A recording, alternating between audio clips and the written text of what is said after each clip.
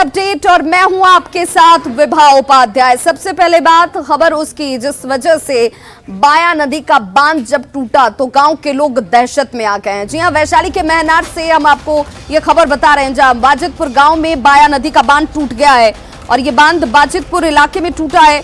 नदी का पानी अब तेजी से गांव में प्रवेश करता हुआ और लोगों में दहशत का माहौल देखा जा रहा है। पानी की धारा इतनी तेज है, देखिए एक्सक्लूसिव तस्वीरें आपके टीवी स्क्रीन पर। इस वक्त बाया नदी का बांध टूटने के बाद जैसे मानो सैलाब सीधे गांव में प्रवेश कर रहा हो और लोगों की दहशत का अंदाजा इस बात से लगाया जा सकता है कि लोग अब सुरक्षित स्थानों की तरफ जाने को मजबूर नजर आ रहे हैं। बाया नदी के बांध टूटने के बाद अचानक से देखिए ये सैलाब जो है वो गांव में तेजी से फैलता चला गया। ग्रामीण की सूचना के बाद प्रशासन की टीम टूटे हुए बांध का जायजा लेती हुई नजर आ रही है, लेकिन इस वक्त जो अपडेशन है इस पूरी खबर को लेकर, अभी तक इस बांध की मरम्मती का कार्य शुरू नहीं हो पाया है और इस वजह से ज्यादा इलाके में पानी का प्रवेश होता हुआ और दूर तक आबादी इससे प्रभावित होती हुई।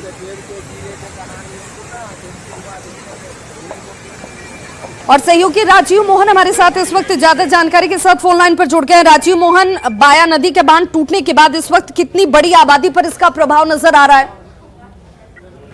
जी बिल्कुल, देखिए ये जो बाया नदी का बांध टूटा है इसके चलते जो यहाँ इस इलाके में जो हजारों आबादी है, जो निचला इलाका है, उनको सबसे ज्यादा परेशानी है।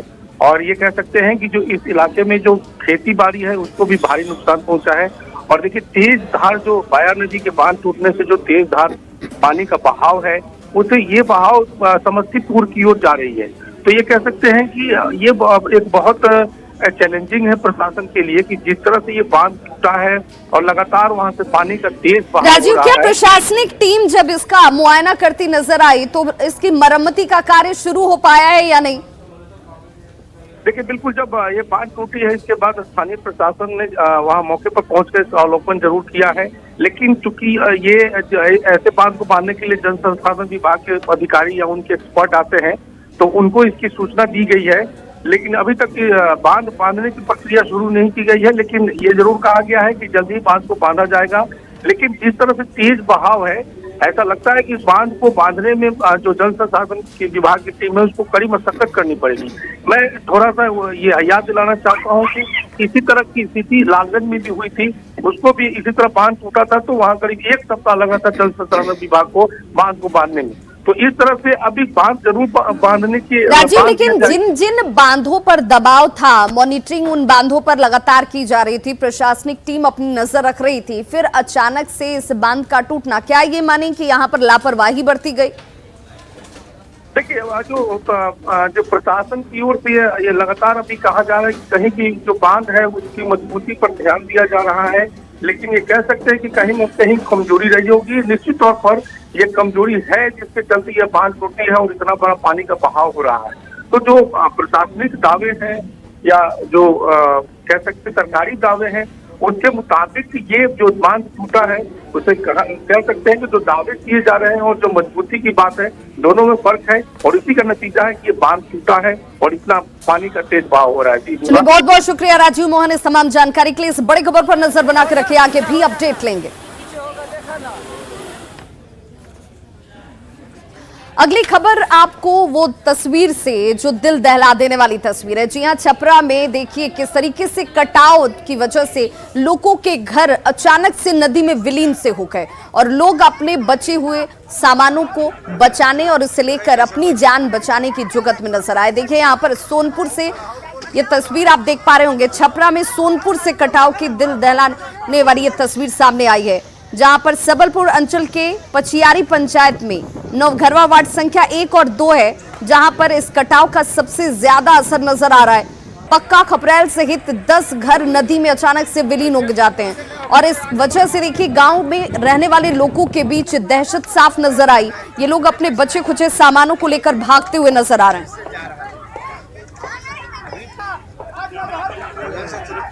कैसे बैठा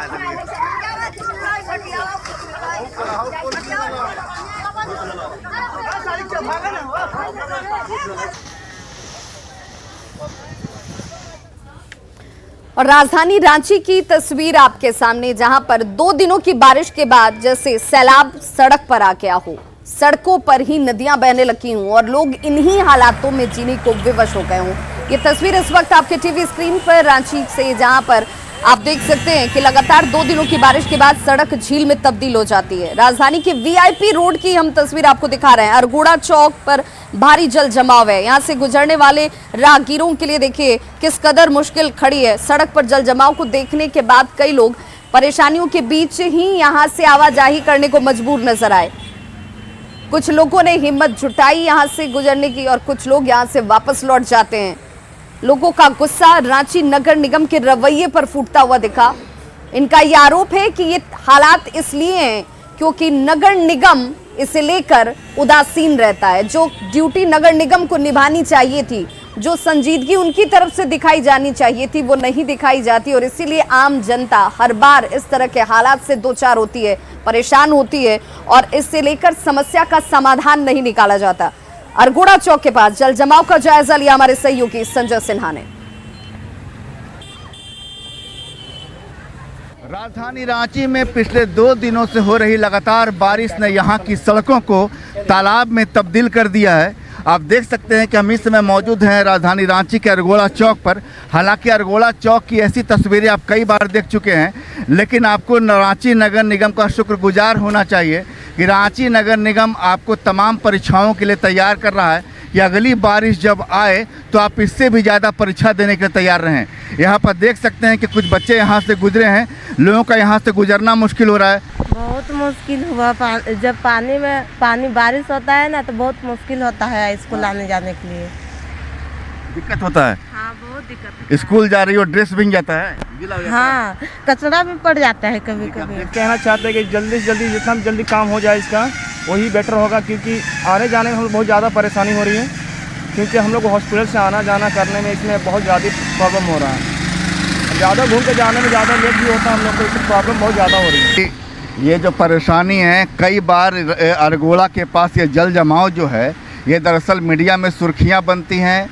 आने जाने वाले वाहन, यहाँ से गुजरने वाले वाहन जो हैं, 4 पहिया वाहन तो पार कर जाते हैं, लेकिन 2 पहिया वाहन जो हैं वहाँ से ये 100 मीटर की जो रेस है, इसे रेस ही मानिए, इसको भवसागर मानिए कि वहाँ से चलने के पहले लोग गहरी सांसें भरते हैं इस उम्मीद में कि कम से कम इस पार चले आएँ।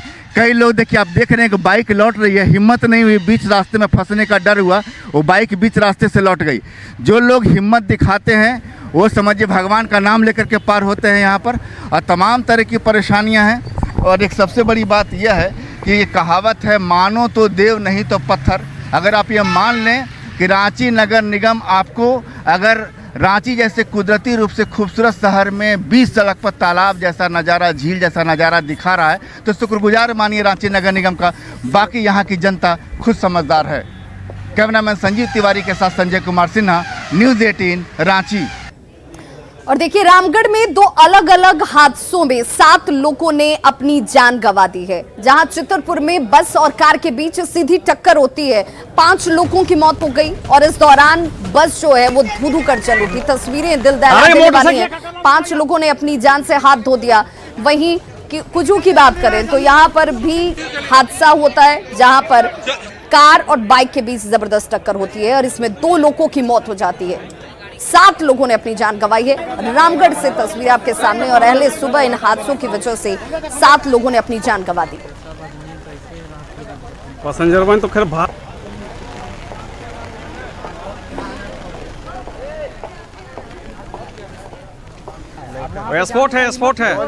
स्पॉट है वहाँ पे सब उतर गया। हाँ, और अब बिहार सरकार के एक बड़े फैसले से जुड़ी हुई खबर, जिसमें सड़क हादसे में अगर किसी की मौत होती है तो परिजनों को 5 लाख रुपए का मुआवजा दिया जाएगा। गंभीर रूप से जख्मी लोगों को 50,000 रुपए का मुआवजा देने की जानकारी इस वक्त आती हुई और आज से ये नियम जो है वो लागू हो जाने वाला है। आपको बताते चलें कि यहाँ पर अगर किसी वजह से हादसे के शिकार आप होते हैं, जान चली जाती है, तो 5 लाख का मुआवजा दिया जाएगा। ज्यादा जानकारी हमारे सहयोगी रविश नारायण दे रहे हैं। सड़क दुर्घटना में मौत होने पर अब बिहार में परिजनों को 5 लाख की मुआवजा राशि मिलेगा। बिहार सरकार का यह फैसला बिहार में आज से लागू हो रहा है और इस फैसले के तहत जिस किसी के भी सड़क दुर्घटना में मौत होती है उनके परिजनों को 5 लाख का मुआवजा राशि दिया गया, जबकि गंभीर रूप से जो घायल होंगे उन्हें 50,000 रुपया की राशि दी जाएगी। इसके लिए बिहार में मुख्यालय स्तर पर बिहार वाहन दुर्घटना सहायता निधि का गठन किया गया है। और आपको बताऊं कि सुप्रीम कोर्ट के निर्देश के बाद राज्य सरकार ने यह नई व्यवस्था की है। इस व्यवस्था के तहत सड़क सुरक्षा निधि से वाहन दुर्घटना सहायता निधि में 50 करोड़ रुपए की राशि दी जाएगी और ये 50 करोड़ रुपया उस सहायता कोष में हमेशा होगा और जरूरत पड़ने पर पीड़ित परिवारों को दिया जाएगा। आपको बता दूं कि इस व्यवस्था में एक सबसे बड़ी बात कही गई है कि जो वैसे वाहन जिनसे दुर्घटना होती है अगर उनका बीमा नहीं हुआ रहेगा तो वैसे वाहन के मालिक से वो पैसा जो है वो वसूली किया जाएगा और 30 दिनों के अंदर वाहन मालिकों को यह मुआवजा देना होगा। अगर वैसा नहीं करते हैं तो उनके वाहन को जब्त कर नीलाम किया जाएगा। आपको बता दें कि जिस किसी को भी इस दुर्घटना में मौत होती है उसका जो दावा है वो एसडीओ करेंगे, जांच की जाएगी और डीएम जो है वो राशि जारी करेंगे। तो बिहार सरकार ने एक बड़ा फैसला लिया है। पहले जो है वो राशि इतनी ज़्यादा नहीं मिलती थी, लेकिन अब फैसला हुआ है कि एक भी व्यक्ति की मौत अगर सड़क दुर्घटना में होती है तो 5 लाख की राशि जो है वो मुआवजा के तौर पर दिया जाएगा।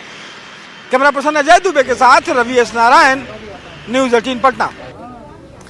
और अब बात उन धन कुबेरों की जिन्होंने सरकारी नौकरी में रहते हुए अकूत संपत्ति अर्जित कर ली।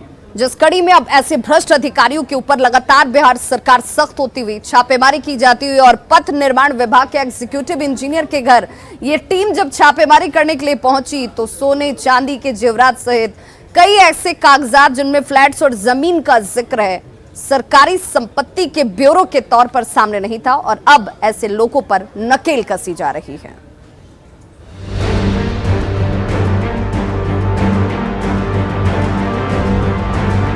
नोटों की ये गड्डियां, सोने चांदी के गहने और निवेश के कागज, ये सब बरामद हुए हैं पथ निर्माण विभाग के इंजीनियर कौंते कुमार के घर से। आय से अधिक संपत्ति मामले में निगरानी ने छापेमारी की। तलाशी में घर से नोटों के बंडल मिले।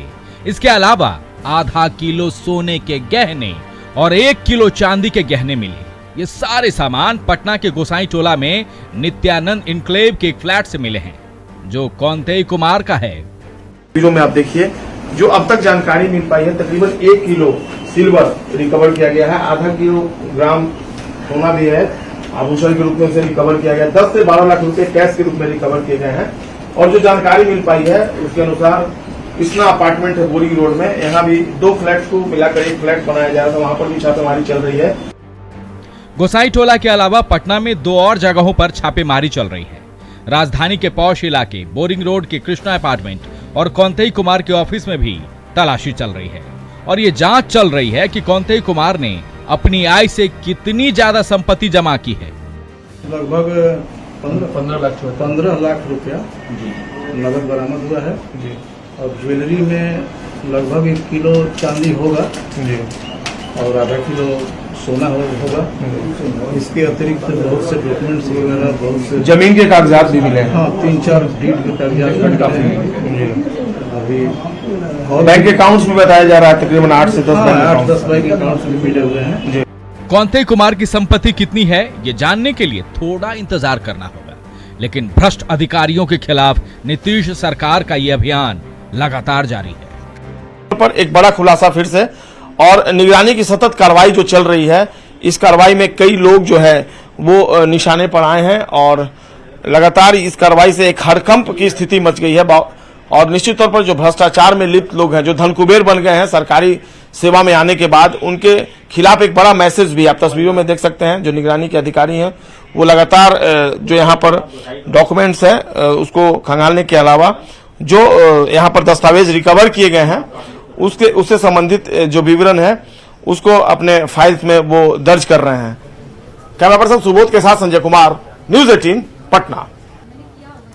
देखिए, तीरंदाजी और हॉकी में देश और दुनिया में अपना नाम ऊंचा करने वाला राज्य झारखंड आजकल इन दिनों बॉक्सिंग को लेकर के भी सुर्खियां बटोर रहा है। लेकिन ये सुर्खियां क्यों बटोर रहा है, ये जानना भी जरूरी है, क्योंकि ये बॉक्सिंग के खिलाड़ियों की बदौलत सुर्खी नहीं मिल रही है, बल्कि बॉक्सिंग एसोसिएशन में जिस तरीके से सियासत चल रही है, जो सिंडिकेट चल रहा है, उस वजह से ये सुर्खी सामने है। देखिए हमारी ये खास रिपोर्ट।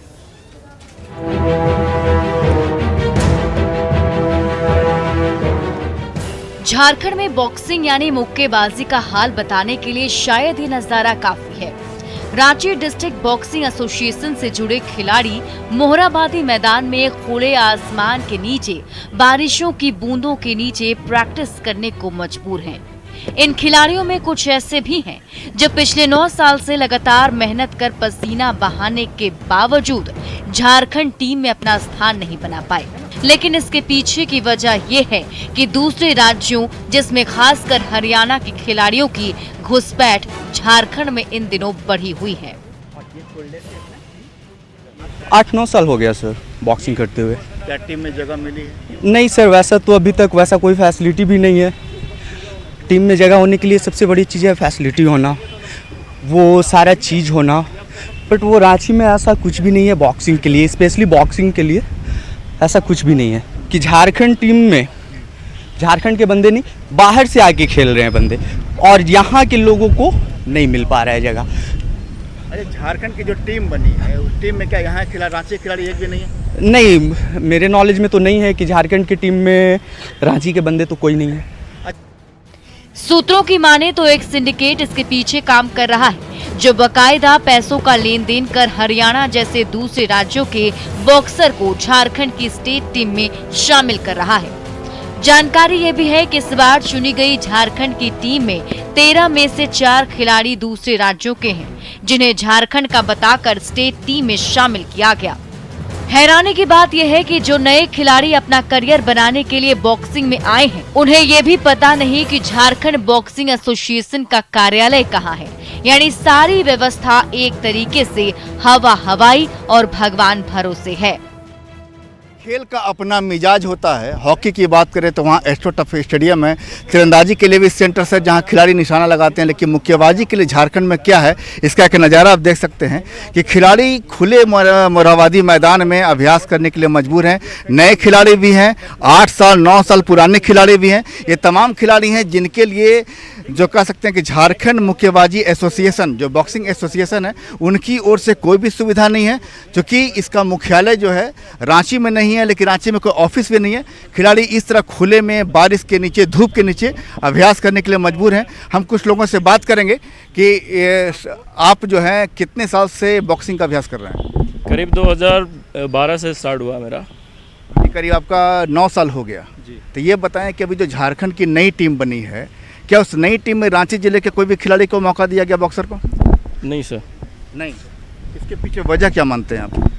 पता नहीं सर, ऐसा सुनने में आया, बट उसमें हमको कंफर्म नहीं है क्या मतलब इसमें रीज़न है, कौन इन्वॉल्व है, ये सब पता नहीं है। अच्छा, दूसरे राज्यों से खिलाड़ी जो यहाँ पर आ रहे हैं, उसके पीछे मोटो क्या, किस राज्य के खिलाड़ी ज़्यादा यहाँ पर आ रहे हैं जो खुद को झारखंडी बता रहे हैं? सर कुछ प्लेयर है, वो सब कुछ पैसा वैसा ऐसा सुनने में आया है, लेके प्लेस में उसको खिलाया जाता है बाहर के प्लेयर लोगों को, और उससे क्या होता है कि पैसा लेके खिला लेते हैं, लेकिन यहाँ का हम लोग को मतलब कि लोकल लोगों को चांस ही नहीं मिल पाता है। एक तरीके से कह सकते हैं कि झारखंड बॉक्सिंग एसोसिएशन जो टीम है, उस टीम में भी घुसपैठ हो रही है बाहरी खिलाड़ियों की ओर से। खिलाड़ी खुलकर नहीं बोल पाते, उनके सामने हजार मजबूरियां हैं, लेकिन सवाल यह है कि इसका शुद्धिकरण कब होगा इस झारखंड बॉक्सिंग एसोसिएशन में, ताकि यहाँ के जो खिलाड़ी हैं, झारखंडी खिलाड़ी हैं, उन्हें भी कम से कम टीम से खेलने का मौका मिल सके। एक मौका होता है कि टोक्यो ओलंपिक में पदक जीतने का भी एक होता सपना होता है, वो तमाम सपने इसी उधेड़बुन में हैं कि उनको कब ग्लव्स पहनकर अपना टूर्नामेंट में उतरने का मौका मिले, राज्य की ओर से खेलने का मौका मिले। कैमरामैन अमित कुमार के साथ संजय कुमार सिन्हा, न्यूज़ 18 रांची। और देखिए, रांची में बिजनेस इंक्यूबेटर सेंटर बनाया गया। इस इंक्यूबेटर सेंटर में युवाओं को अलग अलग व्यवसायों के प्रशिक्षण दिए जाने शुरू किए गए। केंद्र सरकार के इस कोशिश के जरिए इन युवाओं को आत्मनिर्भर बनाने की जद्दोजहद जारी है। रांची के टाटी सिलवे इलाके स्थित गवर्नमेंट टूल रूम में युवाओं को आत्मनिर्भर बनाने का प्रशिक्षण दिया जा रहा है। इस केंद्र में paper napkin, disposal plate, Kanti, plastic bottle, computerised embroidery, binding, मोजा वेल्डिंग सहित कई तरह का प्रशिक्षण दिया जा रहा है। जो हमारा प्रोग्राम है लाइवलीहुड बिजनेस इंक्यूबेशन का, जो एक पूरा का पूरा प्रोग्राम है, ये MSME का एक प्रोग्राम है, एस्पायर प्रोग्राम, उसके अंतर्गत ये सारा चीज़ें कराई जा रही हैं। ठीक है, इसमें हमारे जितने भी 8वीं पास से लेकर के आगे जितने भी हमारे जो बेरोजगार युवा युवती जो भी हैं, उनको रोजगार की प्राप्ति होगी, पहला नंबर। और दूसरा है कि वो खुद का जो व्यवसाय भी स्थापित कर सकते हैं। वहीं संस्था के प्रिंसिपल का कहना है कि छात्रों को 3 महीने के अंदर प्रशिक्षित कर उन्हें अपने उत्पाद को बेचने के लिए बाजार कैसे तैयार करना है, इसकी जानकारी दी जाएगी। तो वहीं व्यवसाय शुरू करने के लिए बैंक से लोन दिलाने में भी संस्था मदद करेगी। संस्था का एक शोरूम भी जल्द बनाया जाएगा, जिसका फायदा स्टूडेंट्स उठा सकेंगे। इसमें हम लोगों का पूरा प्रयास है इस स्कीम के माध्यम से कि हमारे युवाओं को हम लोग तकनीकी रूप से सक्षम बनाएं और एंटरप्रेन्योरशिप भी उसमें हम लोग उनको ट्रेनिंग दें कि वो टेक्निकल नॉलेज यहाँ से गेन करके वो अपना व्यवसाय शुरू कर सकें। बहरहाल बेरोजगार युवाओं को मुस्कान देने वाला ये प्रयास जल्द ही युवाओं को आकर्षित करेगा। देखना होगा कि आने वाले दिनों में इस प्रशिक्षण केंद्र से कितने युवा निकलकर अपना और अपने प्रदेश का नाम रोशन करेंगे। न्यूज़ 18 के लिए रांची से ओम प्रकाश की रिपोर्ट।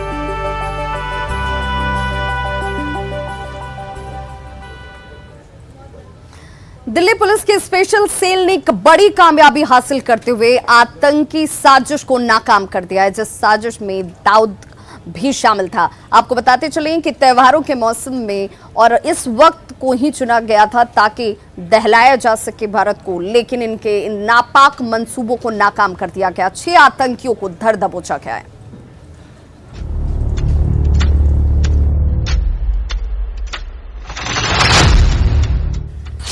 पाकिस्तान की बड़ी आतंकी साजिश नाकाम। पाकिस्तान की साजिश में दाऊद भी था शामिल। त्योहारों के सीजन में करना चाहता था धमाका। आतंकियों के निशाने पर थी नवरात्र और रामलीला। स्पेशल सेल ने 6 आतंकियों को किया गिरफ्तार।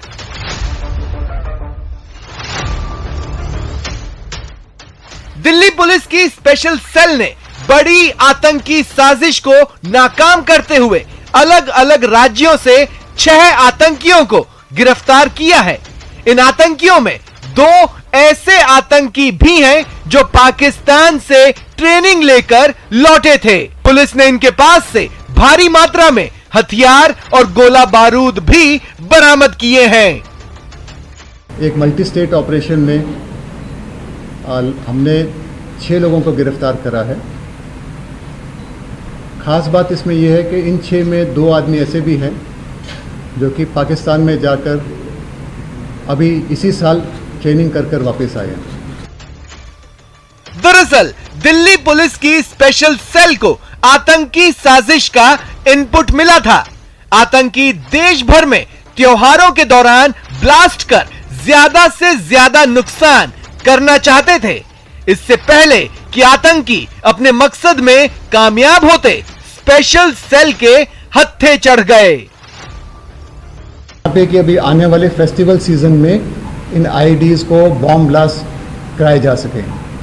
इसमें जो है जो फेस्टिवल सीजन में जो खास तौर पे जो हमको लग रहा है वो एक तो जो नवरात्रास हैं प्लस जो रामलीला होती है।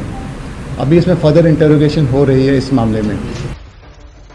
जिन आतंकियों ने पाकिस्तान में हथियारों की ट्रेनिंग ली थी, उन्हें मस्कट के रास्ते पाकिस्तान ले जाया गया था और उन्हें वहां विस्फोटक बनाने और AK-47 चलाने की ट्रेनिंग दी गई थी। के पास एक फार्म हाउस में इनको रखा गया और जहां पर कि इनको एक्सप्लोजिव बनाने में और साथ में fire arms including AK-47 handle और फायर करने की ट्रेनिंग दी गई। ये ट्रेनिंग लगभग 15 दिन की थी और इस ट्रेनिंग के बाद ये लोग वहां से वापस मस्कट आए। आतंक फैलाने की इस बड़ी साजिश में पाकिस्तान ने दाऊद का भी सहारा लिया था। दाऊद का छोटा भाई अनीस सीधे तौर पर इससे जुड़ा था और उसका काम आतंकियों को भारत में हथियार मुहैया कराना था। एक टीम थी जो कि अंडरवर्ल्ड के हवाले की गई थी, जिसे कि वहाँ पे दाऊद इब्राहिम के भाई अनीस इब्राहिम कोऑर्डिनेट कर रहा था। इस टीम का काम था कि जो वहाँ से फायर आर्म और एक्सप्लोजिव आएंगे उनको ठीक से सुरक्षित तौर पे बॉर्डर के पार कराकर भारत के विभिन्न शहरों में इनको कंसील करके रखना, जब इनका इस्तेमाल होना है उससे पहले तक। यानी त्योहारों के सीजन में भारत को दहलाने की पाकिस्तान ने पूरी तैयारी कर ली थी, जिसमें उसने दाऊद को भी शामिल किया था। लेकिन पाकिस्तान में ट्रेंड किए आतंकी अपने नापाक मंसूबों में कामयाब नहीं हो पाए। पाकिस्तान के नापाक मंसूबों को भारतीय सुरक्षा एजेंसियों ने बड़ी कामयाबी के साथ नाकाम कर दिया।